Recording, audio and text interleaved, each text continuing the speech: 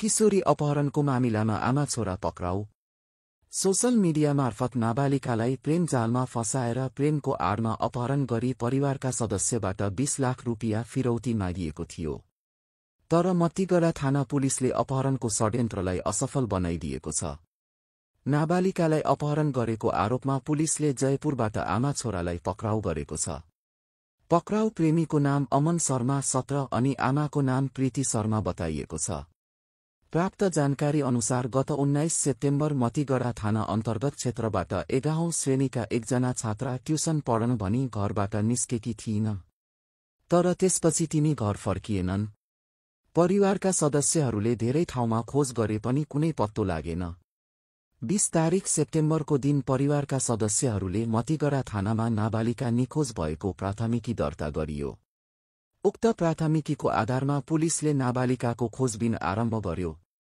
त्यो अवधि नाबालिकाका परिवारलाई एउटा फोन कल आयो जसमा नाबालिकाको अपहरण गरिएको बताउँदै 20 लाख रुपियाँ फिरौती माग गरियो।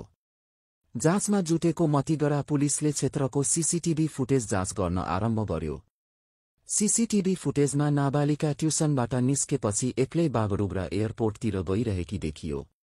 मोबाइल टावर लोकेसनको सहयोगले पुलिसले नाबालिका बागडोग्रा एयरपोर्टदेखि दिल्ली र त्यहाँबाट जयपुर गएकी पत्तो लगायो। त्यति मात्र नभएर पुलिसलाई जयपुरबाट फिरौतीको कल आएको पनि पत्तो लाग्यो। यता नाबालिकालाई सकुशल उद्धार गर्न पुलिसले एउटा स्पेशल टोली गठन गरी गत आइतबार जयपुर पठाएको थियो। सोमबार जयपुर पुलिसको सहयोगमा नाबालिकालाई उद्धार गरियो। त्यसपछि अपहरणको आरोपमा आमा छोरालाई पनि पक्राउ गरियो। आरोपीसितको सोधखोजमा पुलिसलाई नाबालिका र अमन शर्मा एउटा सोशल मिडिया साइट मार्फत मित्र बनेका थाहा लाग्यो, जुन मित्रतापछि प्रेममा परिणत भएको थियो। यसैको फाइदा उठाउँदै नाबालिगलाई घरबाट भगाएर जयपुर बोलाइएको थियो। नाबालिकाको अपहरणको बहानामा परिवारका सदस्यबाट 20 लाख रुपियाँ मागिएको थियो। यो सम्पूर्ण षड्यन्त्र प्रेमी अमन शर्मा र तिनकी आमा प्रीति शर्माले रचेका थिए। त्यसपछि पुलिसले आमा छोरालाई जयपुरबाट ट्रान्जिट रिमान्डमा लिएर आज सिलगढी न्यायालयमा प्रस्तुत गरिएको छ। গত 20 তারিখে একটি মেয়ে মিসিং হয় এখান থেকে মাটিগাড়া এরিয়া থেকে, মাইনর মেয়ে 16 বছরের। তারপরে 20 তারিখে মেয়ের বাবার অভিযোগের ভিত্তিতে একটি কিডন্যাপিং কেস স্টার্ট হয়। তো কেস স্টার্ট হওয়ার পরে ইনভেস্টিগেশন শুরু করে মাটিগাড়া থানার পুলিশ। তো সেখানে বিভিন্ন technical input, CDR analysis, CCTV footage এসব খতিয়ে দেখা শুরু হয়। এর মধ্যে তারপরে একটি র্যানসাম কলও আসে, একটি নাম্বার থেকে, আননোন নাম্বার থেকে র্যানসাম কল আসে।